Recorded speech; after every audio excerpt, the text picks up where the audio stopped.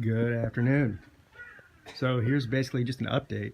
I posted one a few hours ago when it first started snowing, and of course everyone's out now.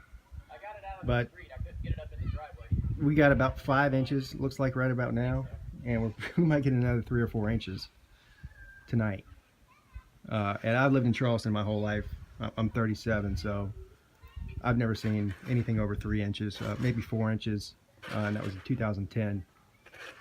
So record-breaking storm here. You won't see this in southeastern South Carolina, except for maybe every 40 or 50 years.